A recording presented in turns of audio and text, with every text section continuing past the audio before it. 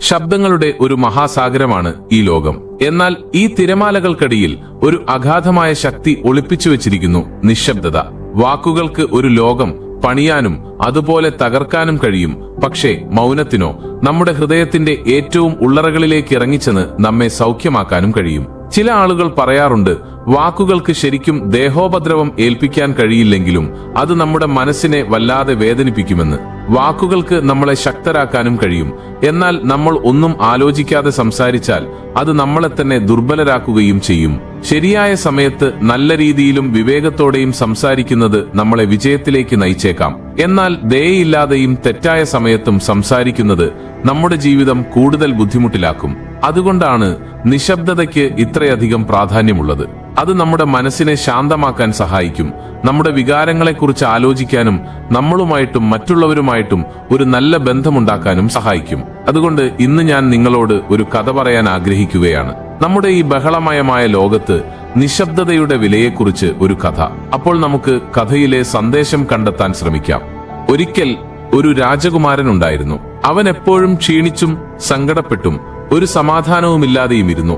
അവനിത് താങ്ങാൻ കഴിയാതെ വന്നപ്പോൾ ഒരു ദിവസം അവൻ അടുത്തുള്ള ഒരു കാട്ടിൽ താമസിച്ചിരുന്ന ഒരു സന്യാസിയുടെ സഹായം തേടിപ്പോകാൻ തീരുമാനിച്ചു. ആ സന്യാസിയെ കണ്ടപ്പോൾ രാജകുമാരൻ പറഞ്ഞു, ബഹുമാനപ്പെട്ട ഗുരുവേ, എനിക്ക് എല്ലാവിധ സമ്പത്തും സുഖസൗകര്യങ്ങളുമുണ്ട്.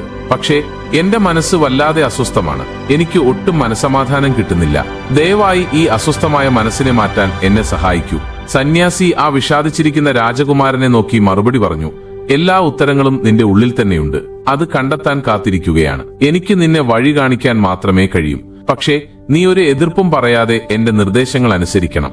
രാജകുമാരൻ അത് സമ്മതിച്ചു. എന്തു വേണമെങ്കിലും ചെയ്യാൻ ഞാൻ തയ്യാറാണെന്ന് അവൻ പറഞ്ഞു. സന്യാസി പറഞ്ഞു, ഞാനൊരു കാര്യം പറയാം. നീ എന്റെ ആശ്രമത്തിൽ അടുത്ത 21 ദിവസത്തേക്ക് താമസിക്കണം. ഈ സമയം ഒരു സാധാരണക്കാരനെ പോലെ ജീവിക്കണം. കൂടുതൽ സമയവും നീ നിശബ്ദത പാലിക്കണം. വളരെ കുറച്ചു മാത്രം സംസാരിക്കുക. രാജകുമാരൻ ആ വെല്ലുവിളി ഏറ്റെടുത്തു. ആദ്യ ദിവസം അവന് മിണ്ടാതിരിക്കാൻ വളരെ ബുദ്ധിമുട്ടായിരുന്നു. കാരണം അവനത് പരിചയമില്ലായിരുന്നു. അവന്റെ മനസ്സ് നിറയെ ചോദ്യങ്ങളും ചിന്തകളുമായിരുന്നു. പക്ഷേ എങ്ങനെയൊക്കെയോ അവൻ നിശബ്ദത പാലിക്കാൻ ശ്രമിച്ചു. രണ്ടാം ദിവസം ആദ്യത്തേതിനേക്കാൾ കുറച്ചുകൂടി ബുദ്ധിമുട്ടായിരുന്നു. എങ്കിലും അവൻ കഷ്ടപ്പെട്ട് പിടിച്ചു നിന്നു. രാത്രി കഴിഞ്ഞു പോകുമ്പോൾ അവന്റെ ഉള്ളിൽ ഒരു അപ്രതീക്ഷിതമായ ശാന്തതയും സന്തോഷവും അനുഭവപ്പെടാൻ തുടങ്ങി. ഇത് അവനെ അത്ഭുതപ്പെടുത്തി. കാരണം അടുത്ത ദിവസം എന്തുകൊണ്ടാണ് തന്റെ അസ്വസ്ഥത കുറയുന്നത് എന്ന് അവന് മനസ്സിലായില്ല. രാജകുമാരൻ ഏകാന്തതയിൽ സമയം ചെലവഴിച്ചു.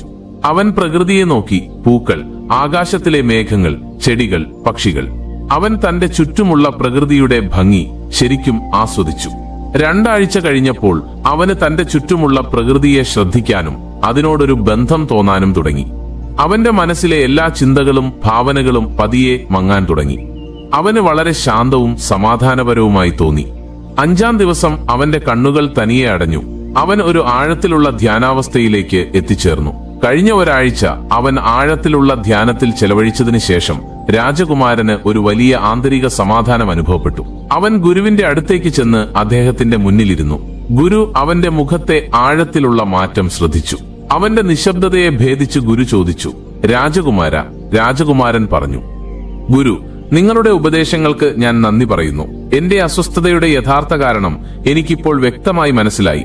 രാജകുമാരൻ തുടർന്നു, ഞാൻ ഒരുപാട് സംസാരിക്കുന്ന ഒരാളായിരുന്നു. എന്റെ ഊർജം കൂടുതലും മറ്റുള്ളവരിൽ ചെലവഴിച്ചു. പലപ്പോഴും അവരെക്കുറിച്ച് തെറ്റായ രീതിയിൽ ചിന്തിച്ചു. ഈ തുടർച്ചയായ സംസാരവും തെറ്റായ ചിന്തകളും എന്റെ സമയം വെറുതെ കളഞ്ഞു. അതുകൊണ്ട് തന്നെ എന്റെ മനസ്സ് എപ്പോഴും അസ്വസ്ഥമായിരുന്നു. ഒരു കാര്യത്തിലും എനിക്ക് ശ്രദ്ധ കേന്ദ്രീകരിക്കാൻ കഴിഞ്ഞില്ല. മിക്കവാറും എല്ലാ കാര്യങ്ങളിലും ഞാൻ പരാജയപ്പെടാൻ തുടങ്ങി. ഈ തുടർച്ചയായ പരാജയങ്ങൾ എന്നെ കൂടുതൽ ദുഃഖിതനും അസ്വസ്ഥനുമാക്കി. എന്നാൽ ഈ 21 ദിവസങ്ങൾ എന്റെ ജീവിതത്തിലെ ഒരു വലിയ മാറ്റമായിരുന്നു. ഇപ്പോൾ എനിക്ക് ജീവിതം ശരിക്കും ജീവിക്കാൻ കഴിയുന്നു എന്ന് തോന്നുന്നു. ഇതിനു മുമ്പ് ഞാൻ തെറ്റായ രീതിയിലാണ് ജീവിച്ചിരുന്നത് എന്ന് എനിക്ക് മനസ്സിലായി. ധ്യാനം അടിച്ചേൽപ്പിക്കേണ്ട ഒരു കാര്യമല്ലെന്നും എനിക്ക് ബോധ്യമായി. ഇത് കേട്ടപ്പോൾ ഗുരു പ്രതികരിച്ചു, രാജകുമാര, ഈ പോരാട്ടത്തിൽ നിങ്ങൾ ഒറ്റയ്ക്കല്ല. ലോകത്തിലെ പല ആളുകളും അസ്വസ്ഥരാണ്. കാരണം അവർ അമിതമായി സംസാരിക്കുന്നു. അമിതമായി സംസാരിക്കുന്നത് നമ്മെ തളർത്തുകയും നമ്മുടെ മനസ്സിനെ അസ്വസ്ഥമാക്കുകയും ചെയ്യും. എന്നാൽ നിശബ്ദത പാലിക്കുന്നത് നമ്മുടെ വാക്കുകൾക്ക് കൂടുതൽ ശക്തി നൽകുകയും നമ്മുടെ മനസ്സിന് സമാധാനം നൽകുകയും ചെയ്യും.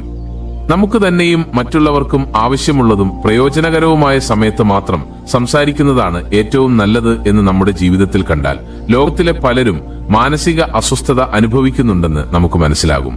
അമിതമായി സംസാരിക്കുന്നത് ഇന്നും മനസ്സിനെ അസ്വസ്ഥമാക്കുന്നതിനുള്ള പ്രധാന കാരണങ്ങളിലൊന്നാണ്. പലരും മറ്റുള്ളവരെ വേദനിപ്പിക്കുന്ന രീതിയിൽ സംസാരിക്കുന്നത് തുടരുന്നു. അമിതമായി സംസാരിക്കുന്ന ഈ ശീലം അവരെ ജീവിതത്തിൽ പല പ്രശ്നങ്ങളിലേക്കും നയിക്കുന്നു. ആളുകൾ അവസാനമായി ചോദിക്കും, അദ്ദേഹം എന്തിനാണ് മിക്കപ്പോഴും നിശബ്ദത പാലിക്കുന്നത്? ഞാൻ അവരോട് പറയും, എന്റെ ഉള്ളിന്റെ ആഴങ്ങളിലേക്ക് ഇറങ്ങിച്ചെല്ലാനാണ് ഞാൻ നിശബ്ദത പാലിക്കുന്നത്. കാരണം നിശബ്ദതയില്ലാതെ സ്വയം അറിയാനുള്ള ആദ്യ ചുവടുവെപ്പാണ്. സ്വയം കണ്ടെത്തൽ അസാധ്യമാണ്. ബുദ്ധൻ പോലും മറ്റുള്ളവരെ മിക്ക സമയത്തും നിശബ്ദത പാലിക്കാനും കുറച്ചു മാത്രം സംസാരിക്കാനും ഉപദേശിച്ചു.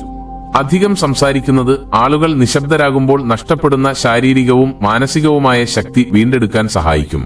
സംസാരിക്കുന്ന ആളുകളെ അപേക്ഷിച്ച് കുറച്ച് മാത്രം സംസാരിക്കുന്നവരിൽ വഴക്കുകൾ കുറവായിരിക്കും, അസ്വസ്ഥതകളും തർക്കങ്ങളും കുറവായിരിക്കും.